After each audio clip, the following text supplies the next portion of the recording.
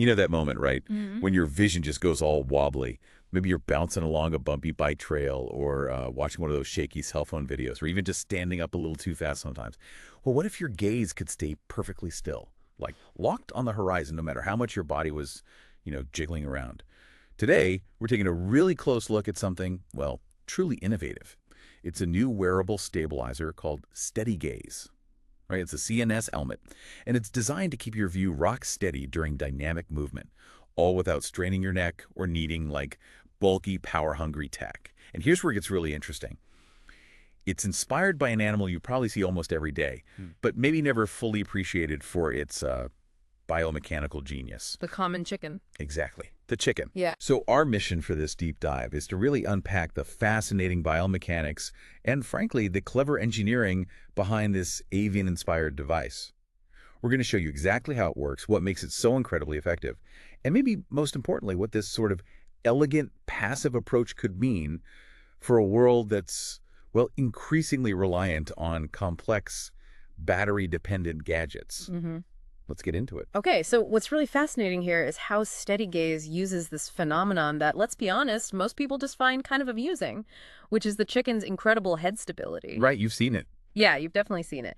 The chicken's body can be running all over the place, erratically bobbing up and down, yet its head just remains remarkably still, almost like it's detached, just floating there. Actually, it looks unreal. It's a natural reflex, though, a really finely tuned ability to keep its gaze fixed, a skill honed over, well, millennia. Yeah. It is wild to watch. So, okay, if a chicken's head naturally does that, but ours tend to, flop around with every step, how have they managed to engineer that level of, like, effortless precision into something we can wear? Yeah. What's the secret sauce there? How do you translate that reflex into tech? Exactly. That's the core question. Steady Gaze translates that avian stability into a human wearable device, but it does it through a series of ingenious, and this is key, primarily passive components. Passive, okay. Yeah, this isn't about just slapping a motor on your head, not at all. It's a prime example of biomimicry done incredibly well, observing nature's perfect solutions and then applying them quite directly to human challenges. A chicken-like stability is, Yeah. it's remarkable. So how do they do it? Let's dive into these components, this passive revolution you mentioned. Let's start maybe with the flex ring cervical stabilization collar. What exactly is that? How does it steady your neck? Okay, so think of it as a low-profile, very ergonomic ring. It's designed to sit comfortably around your neck. Its core function, really, is using passive mechanical dampers and torsion springs. These work together to counteract those jerky head movements. Okay, dampers and springs, like suspension. Sort of, yeah. Think of it like a high-end camera gimbal, the kind that passively returns to center after you move it. Great. This collar is built from lightweight carbon composite. It's got soft interior gel padding, adaptive tension zones, and crucially, like you hinted, zero motors or electronics in the collar itself. Zero, which makes it completely passive and, importantly, fail-safe. No motors, no electronics in the collar. That really is a huge distinction, isn't it? Especially now when everything seems to need a charging cable or an app. Exactly. So were there any downsides, like scenarios where this mechanical-only system might hit its limits compared to, say, a motorized gimbal, even if those are bulkier and need power? Yeah. Or is its very passivity its main strength? I'd argue its passivity is its strength for its intended purpose. Sure, a big motorized gimbal might offer more aggressive, active compensation for really extreme, super rapid movements. But that comes with all the inherent drawbacks. Power consumption, weight, potential for mechanical or electronic failure, latency. Complexity. Yeah, complexity. The flex ring excels at subtle, constant stabilization, reducing those micro movements, reducing fatigue, all without adding that complexity. It's really about elegant mechanical efficiency, not brute force digital correction. Okay, that makes perfect sense. So the collar handles the next sort of micro adjustments, the smaller jerks. But what about the bigger movements? Yeah. The more jarring things the body might experience, like, say, landing a jump or hitting a pothole? How does the helmet itself help keep things steady? You mentioned the auto-balanced helmet shell. Right. So inside the helmet shell, there are these precision-balanced internal weights. Okay. But they aren't just static weights. That wouldn't do much. They're actually suspended in silicone oil or sometimes a gel. It's within a thin ring, kind of near the crown of the helmet. Suspended in oil. Why? So when the wearer moves, these internal weights counteract the angular motion. They use fluid-damped gyroscopic resistance. Whoa, okay. Fluid damped gyroscopic resistance. Break Ah, that down a bit. okay, picture like a heavy object spinning, but inside a really viscous liquid, like honey or thick oil. Uh-huh. It naturally resists being moved or tilted suddenly, right? But it does so very smoothly. Yeah, you wouldn't jerk. Exactly. It provides this really natural feeling stabilization, much like how a dancer maintains their balance through smooth control, not jerky corrections. And again, no motorized systems involved whatsoever, just physics. That sounds incredibly clever. Wow. Yeah. Using fluid dynamics and physics like that instead of just electronics, I bet that was a unique engineering challenge. Oh, absolutely. Fine-tuning the fluid viscosity, the weight shape, and suspension, it's complex mechanical design. And inside the helmet, there's another key part working with this. The head suspension cradle. That's right, they work together. How does that bit contribute? And how does it mimic a bird's neck? Because you mentioned that earlier. Yeah, so this is an inner component. Think of it like a floating cradle inside the main helmet shell. It gently suspends the user's head on this tensioned gel lattice structure. Okay, a floating cradle on a gel lattice. Right. And it serves a dual role. First, it's a shock absorber. It significantly reduces that bounce you feel during steps or jumps or impacts. So it smooths out the vertical bumps. Precisely. But here's the really neat part, linking back to the bird. While it allows your head to move freely when you want it to, it centers automatically after each movement. It gently guides your head back to center. Ow. It directly mimics the specialized tendons you find in a bird's neck. Those tendons naturally pull the bird's head back to a balanced, centered position after any disturbance, any little bobble. Wow. So it's that constant, subtle self-correction from the cradle combined with the damping from the shell and the collar. It makes the whole thing feel remarkably natural and stable. So it absorbed impact and gently nudges your head back to a centered, stable position. Cool. Mechanically. It's actually incredible. All that core stabilization is purely mechanical. No batteries needed for the main job. It really is the core philosophy. But, okay, for those who might want a bit of extra digital polish or maybe some feedback, Yeah. I understand there's an optional smart layer. That's right. What does that bring to the table? This is the inertial assist AI module, correct? Correct. And it's important to stress that it is optional. It's a detachable clip-on module, usually fits on the rear of the helmet. Okay, clip on. Yep.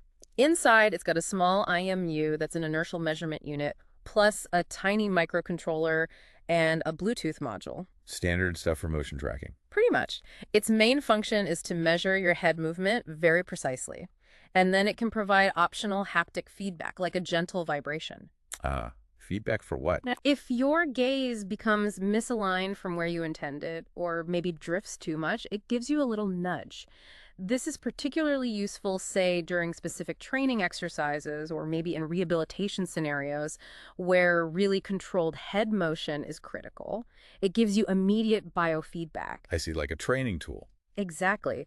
But again, its default mode is battery-free passive. The powered mode is optional. It's ultralight, and it doesn't change the core function. It maintains the device's fundamental independence from power for stabilization. That's a really smart way to add a digital assist without compromising that core mechanical genius. Yeah. Okay, so we've talked tech, but beyond the internal wizardry, how does this helmet actually look and feel? Because, let's be honest, if it looks like something out of a bad sci-fi movie, people aren't going to wear it for their daily commute. Right. Absolutely not. Aesthetics and comfort were huge considerations. So what does the sleek urban form factor mean in practice? It means it looks good. It boasts a sleek urban form factor. The outer shell design is minimalist, deliberately made to resemble those high-end urban bike helmets you see around. All right, so not obviously robotic or anything. No, not at all. The design team intentionally avoided any visible exoskeletal parts or overly technical-looking bits. It results in a really clean, modern aesthetic. It usually comes in like matte finishes. It has an integrated sweat-wicking liner, passive cooling vents built in. Basically, it's designed to look and feel like a premium piece of everyday gear, not some weird lab experiment. That is a huge win for practicality. People need to want to wear it. Exactly. And what about the crucial stuff? Safety and comfort, especially if you're wearing it while biking or scootering or for longer periods. Absolutely vital. Non-negotiable, really. The Steady Gaze is fully certified for urban cycling and micromobility safety standards, so it offers robust protection. Good. Standard helmet protection is there. Yes. And it includes a quick-release system for the collar part with soft fail-safes, so you can get it off easily and safely in any situation, even an emergency. Okay. For comfort, it uses breathable antimicrobial inner materials, important for something you wear on your head. Plus, adjustable sizing and modular fit pads to ensure you get a snug, comfortable, and personalized fit, whatever your head shape. Right, because comfort is key if it's not I comfortable. simply won't wear it. Exactly. Comfort was paramount in the design. And just to really hammer home a point we've kind of been circling back to, this non-reliance on power for the main function. That isn't just a convenience, is it? It feels like it fundamentally changes the value proposition, maybe in critical fields, like search and rescue or long-form documentary filmmaking, places where battery life is always the Achilles heel. You've hit it exactly. That's a major implication. It feels like a paradigm shift almost. Back towards elegant mechanical solutions over just assuming everything needs to be digital and power-hungry? It truly is. All the essential stabilization functions of steady gaze are passive and mechanical, period.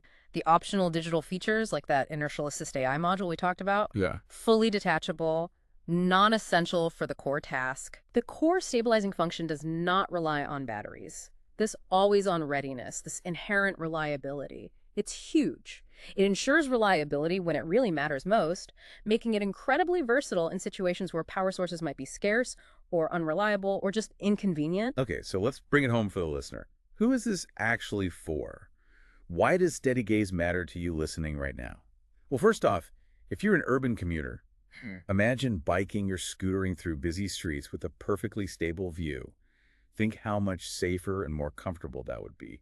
No more blurry signs or feeling every single jarring bump in your vision. Absolutely. And this also has broader implications. Think about runners, especially trail athletes. If you've ever felt that kind of motion sickness on a really bumpy trail or just wanted to maintain that horizon lock while moving quickly, steady gaze could be a genuine game changer for reducing that disorienting movement, maybe even improving your proprioception, your sense of balance. Okay, athletes too.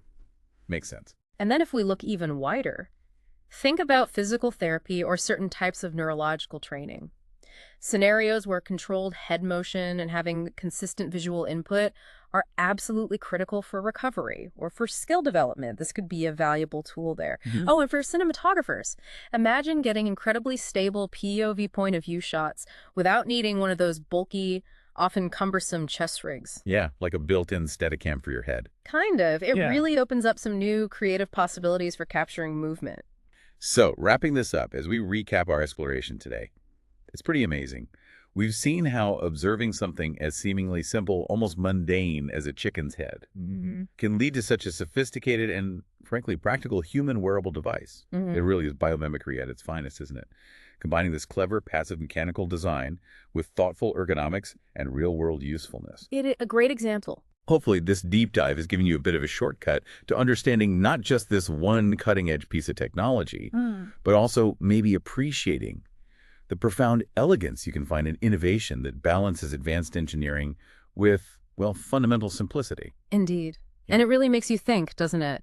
Given the success here with steady gaze drawing inspiration from the animal kingdom, what other seemingly ordinary biological phenomena, things we see in nature all the time, might hold the key? The key to solving other complex human challenges, whether in technology or health or somewhere else entirely. It suggests there's this vast world of solutions potentially waiting to be discovered, often maybe right under our noses.